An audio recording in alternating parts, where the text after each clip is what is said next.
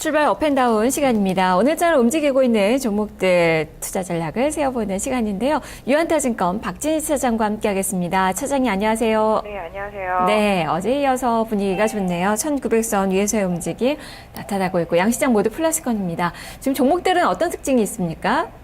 네, 오늘 어제 미국 시장 상승에 따라서 종목들 전체적으로 고른 상승 보여주고 있는 것 같습니다. 거래소 시장 전체적으로 시가총액 상위 종목군들 강한 흐름 나타내주고 있고요. 오늘은 어제에 못 올랐던 화학 섹터들의 좀 반등도 이어지고 있는 것 같습니다. LG화학이 어제도 좀 강조해드렸던 대로 선두권에 있는 모습 보실 수가 있겠고요. 오늘 철강주 중에서 현대제철 흐름도 상당히 좋은 모습 보여주고 있습니다.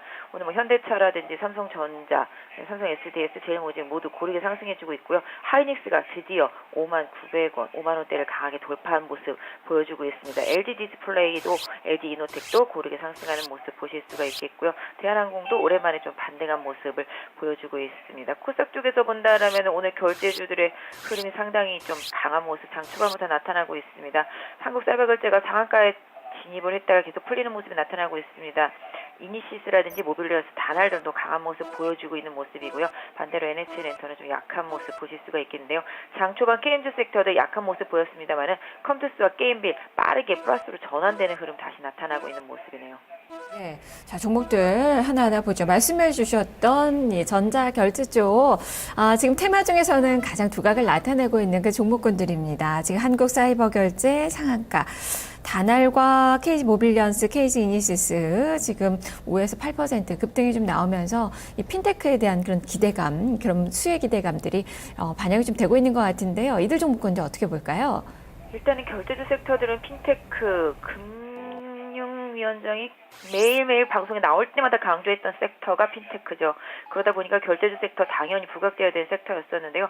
오늘 한국사이버결제가 다시 네이버페이에 대한 그런 기대감으로 급등을 하면서 다른 결제주들까지 같이 덩달아서 급등을 하고 있는 모습을 보실 수가 있겠습니다. 그래서 결제주에 대한 기대감은 상당히 계속적으로 좀 이어져야 될 것 같고요. 올해 상반기 내내 계속 결제주들 등락이 좀 이어지지 않을까. 핀테크 산업에 대한 기대감 계속적으로 이어질 수 있다라는 측면에서 본다라면 한국 사이버 결제처럼 다른 결제주들도 그런 영향을 받아서 어디론가 좀 인수라든지 아니면 협업이라든지 이런 부분에 대한 기대감 계속 살릴 수가 있기 때문에 앞으로 계속 꾸준히 좀 살펴봐야 되는 섹터가 아닌가라고 보여지고 있습니다. 네, 추가 상승을 더 봐야 될 것 같네요. 자, 그리고 지금 GKL의 4%대 상승세, 어제도 많이 올랐던 종목이고요. 오늘도 추가적인 상승세, 매수세가 지금 또 기관 쪽에서도 많이 좀 유입이 되고 있는 그 상황인데요. 추가적인 상승 더 바라볼 수 있는 건가요? 네, 카지노 섹터도 상당히 그동안 조정 많이 받았었습니다. 뭐 오늘 파라다이스 같은 경우는 아직도 좀 약세인데요. 최근 들어서 파라다이스는 상당히 좀 약세를 보이고 있습니다만은 GK의 강한 반등 이틀 연속 이어지고 있는 모습입니다. 카지노 업황에 대한 우려감도 계속 있었습니다만은 오히려 영종도 쪽에 그쪽에 성도 그쪽에서 나타날 수 있는 카지노 새로운 건설 이런 부분들도 기대감을 살릴 수가 있겠죠. 다만 단기적으로 이틀 급등에 따른 주가 부담은 있습니다. 그동안 지지대 역할을 해주던 36,000원이 깨진 이후에 급락이 나왔었던 거기 때문에 오늘 그 구간에서 지금 저항대 나오고 있는 모습인데요. 일단 지금 현재는 추격 매수보다는 보유하신 분들에 대한 일단 보면 좀 리스크 관리 차원의 비중 조절도 좀 필요하지 않을까 생각이 되고 있는데요. 오히려 차후에 한 34,000원 부분까지 조정이 나왔을 때를 다시 한번 노려보시는 것도 신규 진입을 노리시는 분들한테는 좀 좋을 것 같은데요. 혹시라도 뭐 보유하신 분들은 제가 말씀드린 이 36,000원의 저항 때문에 비중을 줄였는데 더 올라가면 어떻겠냐라고 말씀하실 수도 있겠는데요. 올라가면 따라가면 되지 않을까라는 생각을 하고 있습니다. 이틀의 급등 동안 나온 만큼 36,000원 강하게 돌파하지 못한다라면은 비중 조절 조금 해보시는 것도 답이 될 수 있을 것 같고요. 장기적으로 그럼에도 불구하고 좀 보유를 원하시는 분들이라면은 추가적으로 약 한 39,000원 정도 수준까지는 조금 견뎌보실 수도 있지 않을까 싶습니다. 네. 자, 그리고 인바디도 오늘 특징주예요. 주가가 한 10% 가까운 상승세가 나타나고 있는데, 이 웨어러블 진단 기기에 대한 그 기대감이 형성이 되고 있습니다. 그러고 보니까 이 종목뿐만 아니라 뭐 아이센스나 액세스바이오 뭐 이런 종목군들도 지금 같이 플러스가 형성이 좀 되고 있는데요. 자, 이쪽도 계속적으로 봐야 되는 그런 섹터라고 볼 수 있겠죠.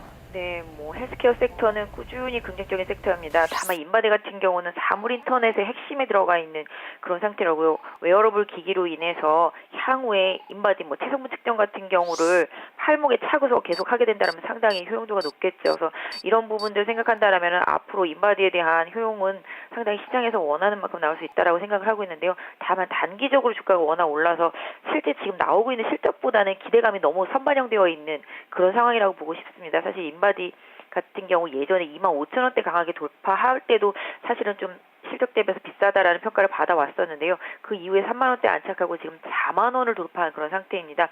그래서 일단 추격 매수보다는 보유하신 분들은 뭐 보유의 영역이라 할 수 있겠습니다만은 신규 매수를 노리시는 분들이라면은 한 35,000원 부분까지 조정을 혹시라도 좀 기다려 보시는 게 좋지 않을까. 이격이 지금 상당히 벌어져 있는 상태가 되고 있기 때문에 추격 매수보다는 개인적으로는 일정 부분 좀 차익 실현을 하고 조금 관망하는 것도 좋지 않을까라고 생각을 하고 있는데요. 아까 말씀드린 대로 산업의 성장, 기업의 가치가 증가한다는 부분은 충분히 인정할 수 있지만 현재 지금 실적보다는 주가가 상당히 많이 고평가되어 있다는 점은 부인할 수 없는 사실인 것 같습니다. 네. 자, 그러면 이제는 하락하는 종목을 보겠습니다. 지금 오랜만에 중국 국적주 한번 점검을 해보죠. 차이나 그레이트, 중국 원양전 이런 종목군도 오늘 좀 낙폭이 깊습니다. 3에서 4%대 마이너스권의 움직임 나타나고 있는데요. 자, 이들 종목군들 전략도 제시를 해주시죠.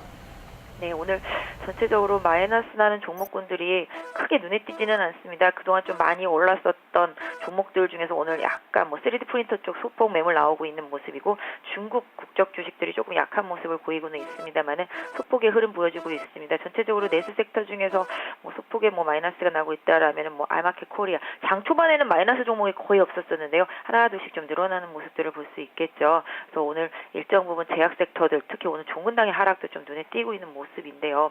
일단 뭐 종근당 같은 경우도 제약 섹터 중에서 다시 뭐 전 저점 부분이 62,000원대, 63,000원 부분까지 다시 하락을 했기 때문에 여기서 다시 리반딩이 나오는지 여부 좀 살펴보셔야 될 것 같습니다. 그래서 지금은 시장의 흐름이 내수 섹터보다는 수출 섹터에서도 IT 섹터에서도 반도체 장비 섹터라든지 부품주 섹터 쪽으로 많이 옮겨져 있기 때문에 이런 부분을 조정 신호마다 계속 좀 보셔야 될 것 같은데요.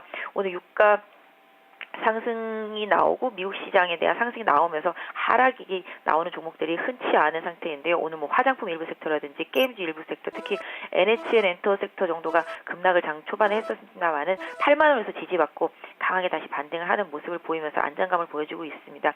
오히려 시장 전체적으로 1920선에 대한 부담은 있습니다만은 1900선을 다시 강하게 이탈하지 않는다라면은 긍정적인 면을 좀 더 봐주시는 것이 좋을 것 같고요.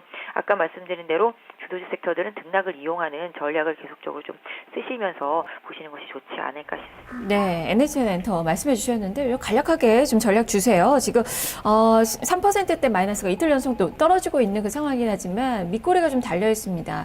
이제는 저점 논화 시기가 좀 됐을까요? 간략한 전략 제시를 해주시죠. 긍정적인 부분이 있다라고 생각을 하고 있습니다. NHN 엔터도 어차피 한국 400알짜리를 가지고 있습니다. NHN 엔터 다시 네이버와 손을 잡고 있습니다.